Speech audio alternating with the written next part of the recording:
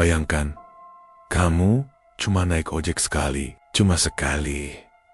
Dan kamu bilang, udah pak, nggak usah kembaliannya. Kedengarannya sepele kan? Tapi bagaimana kalau tukang ojek itu meninggal malam itu juga?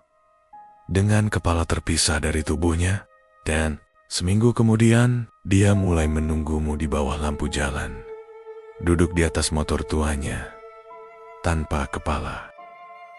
Lelaki tanpa kepala, datang menagih uang kembalian. Namanya Alana, seorang mahasiswi komunikasi di salah satu kampus swasta di kota itu. Siang hari, dia terlihat seperti mahasiswa biasa. Kaos longgar, celana jeans sederhana, rambut diikat asal, tanpa banyak gaya. Tas ranselnya selalu penuh laptop, buku, dan headset besar yang sering menggantung di lehernya. Tidak ada yang akan menyangka kalau gadis yang duduk di bangku paling belakang kelas itu punya kehidupan lain. Ketika malam turun, begitu matahari tenggelam, Alana berubah. Makeup tebal menutupi wajah lelahnya. Rambutnya dibiarkan tergerai rapi, jaket kulit menggantikan hoodie kampus. Sepatu boots tinggi menggantikan sneakers kusamnya. Dia bukan lagi mahasiswa biasa.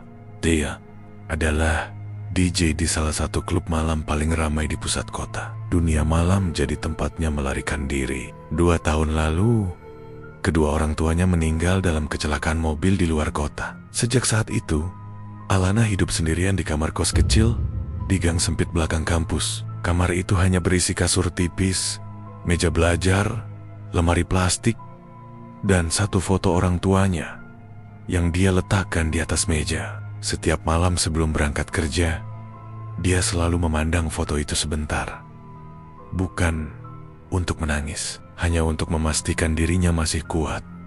Di klub malam, tidak ada ruang untuk kesedihan. Dentuman musik menggetarkan lantai, lampu strobo berkedip. Cepat, asap tipis dari mesin fog menyelimuti ruangan. Orang-orang tertawa, menari, dan bersorak. Di balik meja DJ, Alana memutar musik dengan percaya diri. Tangannya lincah, wajahnya dingin. Tapi di dalam hatinya selalu ada ruang kosong yang tidak pernah benar-benar terisi. Malam itu, seperti biasa, dia selesai tampil hampir jam 2 pagi. Suasana klub mulai sepi. Beberapa pengunjung masih tersisa, tapi mayoritas sudah pulang. Maya dan Tiara sudah lebih dulu pamit sekitar setengah jam sebelumnya. Nah, hati-hati ya pulangnya, kata Tiara sebelum pergi. Iya, santai aja, jawab Alana sambil tersenyum tipis. Biasanya Randy, pacarnya, akan menjemput, tapi malam itu Randy sedang keluar kota untuk urusan kerja. Pesan terakhirnya masuk 1 jam lalu. Maaf ya gak bisa jemput, jangan pulang sendiri kalau bisa. Masalahnya, malam itu tidak ada pilihan. Di Pen Club, hujan baru saja reda. Jalanan basah memantulkan cahaya lampu kota. Angin malam terasa lebih dingin dari biasanya. Allah berdiri di bawah kanopi, mencoba memesan ojek online. Tapi aplikasi berkali-kali menunjukkan tulisan yang sama. Tidak ada driver tersedia. Jam sudah lewat 2 pagi. Jalanan mulai sepi. Di sudut parkiran yang remang-remang, ada seorang tukang ojek tua yang sedari tadi memperhatikan suasana. Motornya motor bebek tua. Catnya sudah kusam. Lampu depannya redup seperti hampir mati. Setiap kali mesin dinyalakan, terdengar suara berderit seperti orang batuk panjang. Pria itu memakai jaket lusuh dan helm setengah terbuka. Rambutnya sudah banyak yang memutih. Namanya Pak Darto. Dia mendekat perlahan. Pulang? Neng? Tanyanya dengan suara pelan. Hampir kalah oleh suara tetesan air dari atap. Alana sempat ragu. Dia menatap motor itu dari atas sampai bawah. Joknya sedikit sobek. Spion kirinya retak. Rasa was-was muncul. Tapi rasa lelah lebih besar. Iya pak, ke arah kampus belakang, jawabnya akhirnya.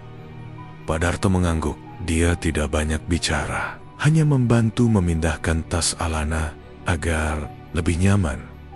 Sepanjang perjalanan, motor itu berjalan pelan. Terlalu pelan untuk ukuran jalanan kosong. Angin malam menusuk kulit. Jalanan yang basah membuat ban sesekali tergelincir kecil. Lampu-lampu kota terlihat samar karena sisa embun. Alana beberapa kali melirik jam di ponselnya. Perjalanan yang biasanya 15 menit terasa lebih lama. Mesin motor tua itu berbunyi seperti terengah-engah, seolah setiap tarikan gas adalah perjuangan.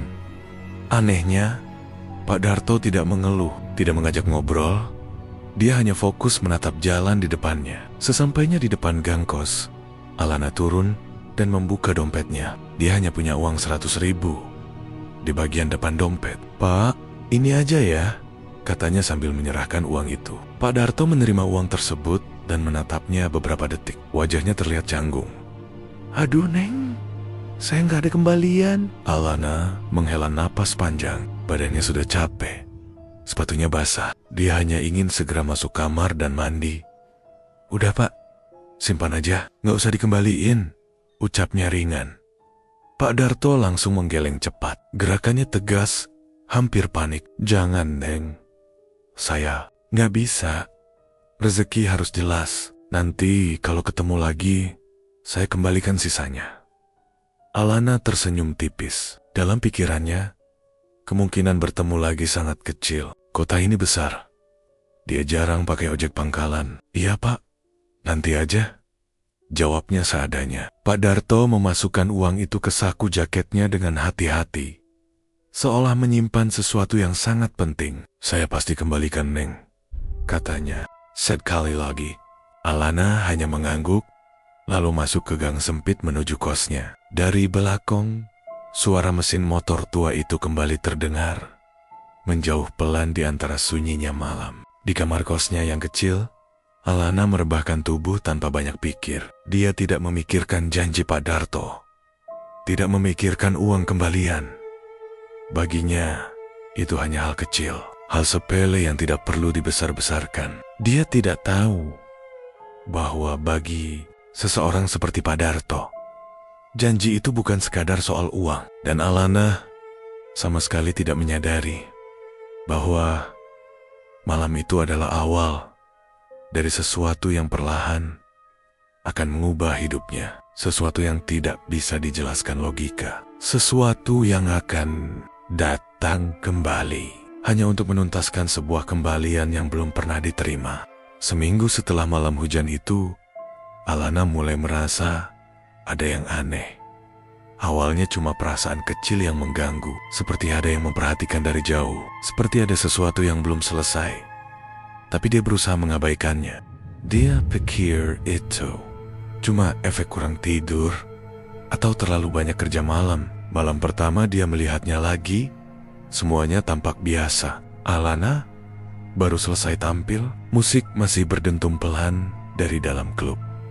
Dia melangkah keluar sambil mengecek ponsel. Di seberang jalan, di bawah lampu jalan yang cahayanya temaram dan berkedip pelan, berdiri motor tua yang sangat dia kenal. Motor, bebek kusam, spion retak, jok sobek, dan di atasnya duduk Pak Darto, diam, tidak melambaikan tangan, tidak memanggil, hanya menatap ke arah pintu klub. Jarak mereka sekitar 15 meter, cukup jauh, tapi cukup jelas untuk dikenali. Alana sempat terdiam, jantungnya berdegup lebih cepat. Bukan karena takut, tapi karena rasa tidak enak. Dia langsung teringat soal uang kembalian itu. Ya ampun, masih diingat juga, gumamnya. Pelan, dia sempat berniat menghampiri, tapi tiba-tiba ponselnya bergetar. Pesan dari Randy masuk. Dia jadi terdistraksi. Ketika dia mengangkat kepala lagi, motor itu sudah tidak ada. Dia mengernyit, mungkin cuma kebetulan, pikirnya. Tapi kebetulan itu terjadi lagi keesokan malamnya. Dan malam setelahnya, 3 malam bercuri-turit. Setiap selesai tampil, Alana melihat sosok yang sama di tempat yang sama, di bawah lampu jalan yang sama. Motor tua itu selalu parkir dengan posisi yang hampir tidak berubah. Pak Darto selalu duduk tegak, menatap, tidak tersenyum, tidak melambaikan tangan, hanya menunggu. Setiap kali Alana melangkah sedikit mendekat, entah kenapa, ada rasa ganjil yang membuat langkahnya melambat. Tubuhnya seperti menolak. Dia selalu mengalihkan perhatian, kadang langsung masuk ke mobil Randy kalau kebetulan dijemput, kadang buru-buru memesan ojek online, dan pura-pura tidak melihat. Rasa bersalah bercampur risih. Kenapa sih dia ngejar-ngejar terus? Kalau Alana pada Tiara suatu malam saat mereka duduk di ruang ganti, Tiara mengernyit sambil melepas antingnya. Ya mungkin cuma mau balikin uang kamu, nak. Iya, tapi kok kayak ngikutin terus. Nggak ngomong, nggak apa, cuma bengong aja gitu. Ya udah, kamu samperin aja. Beres kan? Alana terdiam. Logikanya tahu itu masuk akal, tapi ada sesuatu yang sulit dijelaskan. Tatapan Pak Darto terasa berbeda. Datar, kosong, tidak seperti malam pertama dia mengantarnya pulang. Malam minggu berikutnya, suasana klub jauh lebih ramai. Alana tampil lebih lama dari biasanya. Ketika dia selesai, jam sudah menunjukkan pukul 2:30 pagi. Hujan turun tipis lagi, seperti mengulang pola yang sama. Udara terasa lebih dingin dari biasanya. Angin menyapu genangan air di jalan, menciptakan riak kecil yang memantulkan cahaya lampu kota. Alana melangkah keluar dengan tubuh lelah. Dia langsung menoleh ke arah seberang jalan, dan benar saja, motor tua itu ada di sana, di bawah lampu. Jalan yang cahayanya berkedip pelan. Pak Darto duduk di atasnya. Tapi malam itu, ada sesuatu yang membuat napas Alana tersendat. Lampu jalan di atas motor itu berkedip lebih cepat dari biasanya. Cahaya kuningnya redup, lalu terang, lalu redup lagi, seolah memberi jeda pada apa yang akan terlihat. Alana menyipitkan mata. Awalnya dia pikir matanya lelah. Mungkin efek lampu strobo dari dalam klub masih membekas. Tapi ketika cahaya lampu kembali stabil beberapa detik, dia melihatnya dengan jelas. Leher Pak Darto berhenti di batas jaket lusuhnya. Tidak ada kepala, tidak ada wajah, tidak ada mata yang menatap. Kosong, gelap, seperti bayangan hitam yang terpotong di udara. Tubuh itu tetap duduk tegak di atas motor. Tangan kirinya menggenggam setang. Mesin motor menyala pelan. Asap tipis mengepul dari knalpot naik perlahan ke udara malam. Alana membeku. Kakinya terasa seperti menancap ke aspal. Tenggorokannya kering. Suara musik dari dalam klub terdengar jauh, seperti berasal dari dunia lain. Tubuh tanpa kepala itu perlahan melepaskan satu tangan dari setang. Gerakannya lambat, kaku, lalu tangan itu terangkat ke depan, seperti hendak menyodorkan sesuatu, seolah ada uang yang digenggam di telapak pucatnya. Alana merasa darahnya turun ke kaki. Dunia di sekitarnya seperti mengecil. Lampu-lampu kota meredup di penglihatannya. Dia menjerit. Jeritan itu memecah malam yang sunyi. Dia mundur cepat, sampai punggungnya menabrak pintu kaca klub. Tubuhnya gemetar hebat. Tangannya menunjuk ke arah jalan tanpa bisa mengucapkan kata-kata. Bang Tiger berlari keluar dengan wajah panik. "Kenapa, Alana?" Beberapa staf ikut keluar. "Ada di situ, Pak Darto." Suara Alana nyaris tidak terdengar. Semua orang menoleh ke arah yang dia tunjuk. Tapi di sana tidak ada siapa-siapa. Lampu jalan menyala normal. Motor tua itu hilang. Jalanan kosong, hanya ada genangan. Air yang memantulkan cahaya, tidak ada asap knalpot, tidak ada suara mesin. Alana merasa dunia berputar. Pandangan matanya menggelap, tubuhnya lemas. Sebelum akhirnya jatuh, tak sadarkan diri. Keesokan harinya, setelah sadar dengan kepala masih berat dan jantung yang belum sepenuhnya tenang, rasa takut bercampur penasaran memenuhi pikirannya. Dia butuh jawaban. Dia tidak bisa terus-menerus hidup dalam bayangan sosok tanpa kepala itu. Akhirnya, dia dan Tiara mendatangi pangkalan ojek lama di ujung pasar, tempat yang pernah disebut Pak Darto waktu mengantarnya. Pangkalan itu sederhana, hanya bangku kayu panjang dan atap seng. Beberapa pria tua duduk mengobrol pelan. "Permisi Pak, mau tanya soal Pak Darto," kata Alana hati-hati. Salah satu pria yang lebih tua, Pak Mulyono, menoleh. Wajahnya langsung berubah begitu mendengar nama itu. "Loh, Darto?" Suaranya pelan.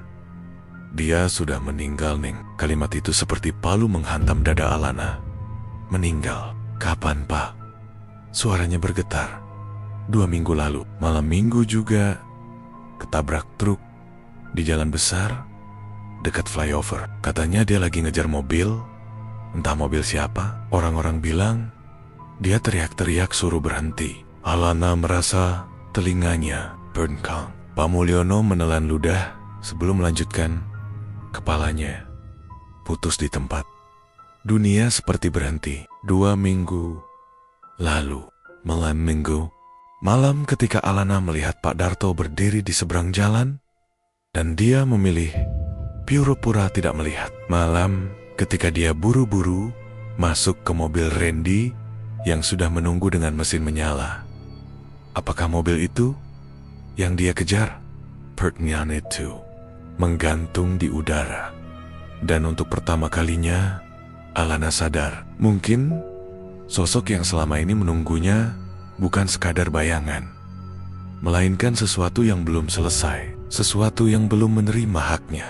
Sejak mengetahui kebenaran itu, hidup Alana tidak pernah benar-benar tenang. Setelah pertemuan dengan Pak Mulyono di pangkalan ojek, bayangan tentang kecelakaan itu terus berputar di kepalanya. Dia membayangkan jalan besar yang gelap, suara rem truk yang memekakan telinga, dan tubuh Pak Darto yang tergeletak di aspal. Setiap kali memejamkan mata, dia melihat jaket lusuh itu dan bagian leher yang kosong. Teror semakin sering muncul. Awalnya hanya sekilas. Suatu sore, ketika Alana pulang kuliah dan berjalan masuk ke gang sempit menuju kosnya, dia melihat sesuatu di ujung gang. Sebuah motor bebek tua terparkir miring di bawah tiang listrik. Tidak ada orang di sekitarnya.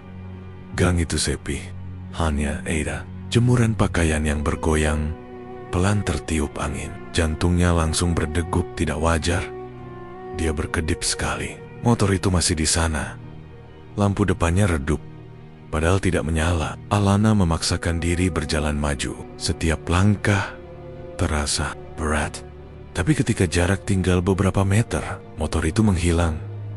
Seolah tidak pernah ada. Dia berdiri terpaku cukup lama sebelum akhirnya berlari masuk ke kamar kos dan mengunci pintu. Malam itu, dia tidak bisa tidur. Setiap suara knalpot yang lewat di jalan depan gang membuat tubuhnya tersentak. Beberapa hari kemudian, teror muncul lagi.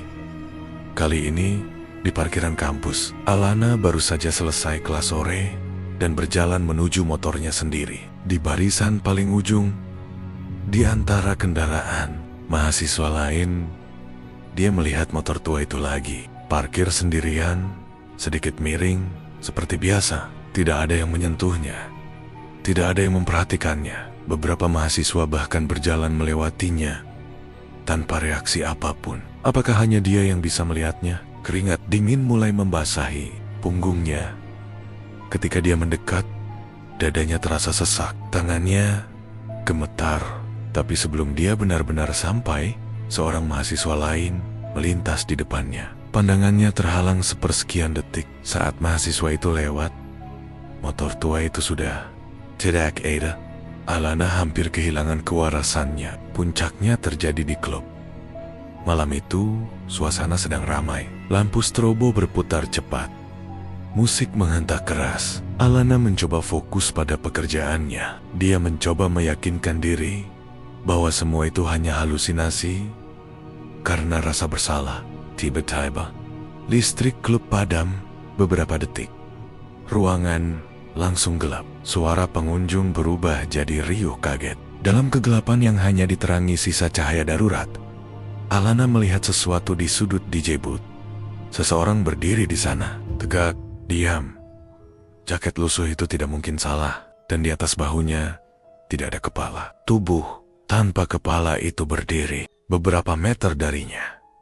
Tidak bergerak, tidak mendekat, hanya berdiri lalu perlahan. Tangan kanannya terangkat, mengulurkan sesuatu. Gerakan yang sama seperti di bawah lampu jalan. Alana mundur satu langkah. Tangannya gemetar hebat. Suara napasnya sendiri terdengar keras di telinganya. Lampu tiba-tiba menyala kembali. Dan sudut itu kosong. Alana nyaris jatuh kalau tidak berpegangan pada meja DJ. Sejak malam itu, dia tidak bisa menyangka lagi. Ini bukan sekadar perasaan. Bukan mimpi, bukan halusinasi. Atas saran Ibu Wido, pemilik kos yang sudah cukup tua dan dikenal percaya pada hal-hal gaib, Alana akhirnya mendatangi seorang paranormal tua yang tinggal di pinggiran kota. Rumahnya sederhana, bau dupa tipis memenuhi ruangan. Pria itu mendengarkan cerita Alana tanpa memotong. Wajahnya tenang, matanya tajam, tapi tidak menghakimi. Setelah Alana selesai bercerita dengan suara gemetar, pria itu menarik napas panjang. Dia bukan mau mencelakakan kamu, katanya pelan. Alana menelan ludah. Tapi kenapa dia terus muncul? Karena ada yang belum selesai. Hutang itu belum lunas. Kamu belum menerimanya. Tapi dia sudah meninggal. Justru itu, jawab pria itu tegas. Selama kamu belum menerima apa yang ingin dia berikan, jiwanya belum tenang. Dia orang yang menjaga tanggung jawabnya, bahkan sampai mati. Kalimat itu membuat dada Alana terasa semakin sesak. Malam minggu berikutnya, dia memutuskan untuk mengakhiri semuanya. Jam menunjukkan pukul 2:50 ketika dia berdiri sendiri di pinggir jalan dekat klub. Dia sengaja tidak meminta Randy menjemput. Dia sengaja tidak mengajak Tiara. Udara malam terasa lebih sunyi dari biasanya. Lampu jalan di seberang jalan berkedip pelan. Alana berdiri dengan tangan dingin dan napas tidak teratur. Dan seperti yang sudah dia duga, dari ujung jalan yang gelap, motor tua itu muncul. Mesinnya berbunyi pelan, serak. Motor itu berhenti. Tepat di depannya, sosok tanpa kepala duduk tegak di atasnya. Tidak ada wajah yang bisa dia lihat, hanya ruang kosong di atas jaket lusuh itu. Tangan pucatnya perlahan terangkat, menggenggam sesuatu yang tak terlihat. Alana gemetar hebat. Lututnya hampir tidak kuat menahan tubuhnya. Setiap insting dalam dirinya ingin lari. Tapi dia tahu, kalau dia lari lagi, semua ini tidak akan pernah selesai. Dengan sisa keberanian yang dia punya, dia mengangkat tangannya, membuka telapak tangannya lebar-lebar, seolah menerima sesuatu yang tidak kasat mata. Udara di sekitarnya mendadak dingin menusuk. Angin berputar pelan di sekitar mereka. Rambut Alana bergetar tertiup angin yang entah datang dari mana. Dalam bayangannya, dia melihat uang receh berjatuhan ke telapak tangannya. Koin-koin kecil yang berkilat samar sebelum menghilang. Padahal tangannya kosong. Pak, sudah, yours, kita selesai. Bisiknya pelan, hampir seperti doa. Beberapa detik hening. Dunia terasa berhenti, lalu angin berhembus lebih kencang. Lampu jalan menyala sangat terang selama 1 detik, menyilaukan. Dan ketika cahaya kembali normal, mau tahu, tua itu sudah tidak ada. Sosok tanpa kepala itu lenyap seperti kabut tersapu angin. Hanya jalanan kosong yang tersisa. Sejak malam itu, Alana tidak pernah melihatnya lagi. Tidak ada motor di ujung gang, tidak ada bayangan di parkiran kampus, tidak ada sosok di sudut DJ booth. Teror berhenti, tapi hidupnya tidak pernah sama. Beberapa minggu kemudian, Alana memutuskan berhenti menjadi DJ. Dunia malam yang dulu menjadi pelariannya, kini terasa menyesakkan. Setiap dentuman musik mengingatkannya pada malam mulam mencekam itu. Dia memilih bekerja di perusahaan event organizer, pekerjaan yang tetap dekat dengan musik dan hiburan, tapi lebih tenang, lebih manusiawi. Karirnya perlahan naik, dia terlihat sukses. Teman-temannya melihatnya sebagai Alana yang kuat dan mandiri. Dia memang tersenyum. Dia memang terlihat bahagia. Tapi setiap malam minggu, tepat pukul 3 pagi, dia selalu terbangun tanpa alarm, tanpa sebab yang jelas. Dan dalam sunyi itu, kadang dia merasa mendengar suara mesin motor tua yang melintas pelan di depan rumahnya. Bukan untuk menakutinya, bukan untuk menagih apapun, hanya lewat, seolah memastikan bahwa janji telah benar-benar ditepati. Dan sampai hari ini, satu hal yang pasti, Alana tidak akan pernah lagi meremehkan hal sekecil apapun. Karena kadang, sesuatu yang terlihat sederhana, seperti uang kembalian, bisa menjadi urusan yang dibawa sampai mati. Dan cerita pun tamat.